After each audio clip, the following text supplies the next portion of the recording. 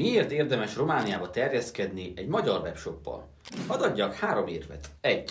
Kétszer akkora a piac. Magyarország népessége kb. 9,6 millió, míg Romániában 19 millió ember él. Tehát több potenciális vásárló, ez pedig óriási lehetőség neked. 2. A romániai fogyasztóerő durván növekszik, miközben Magyarországon a piaci dinamika Romániában rengeteg új vásárlót jelenthet neked. És 3. A szállítási költségek manapság nem sokkal magasabbak, mint belföldön. Szóval ez már nem akadály.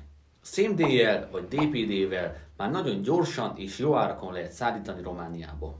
De van egy nehéz kihívás is. Ismerni kell a román kultúrát, a vásárlási szokásokat és természetesen a nyelvet. Mi ebben akár neked is segíthetünk, ahogy tettük sok más ügyfelünknek, hiszen mi itt vagyunk Erdélyben, mi itt nőttünk fel, és velünk beszélhetsz akár magyarul is. Vedd fel velünk a kapcsolatot, és első lépésként egy mini piackutatást fogunk elvégezni neked, amiből megtudhatod, hogy a te termékeddel, szolgáltatásoddal érdemes Romániába jönnöd.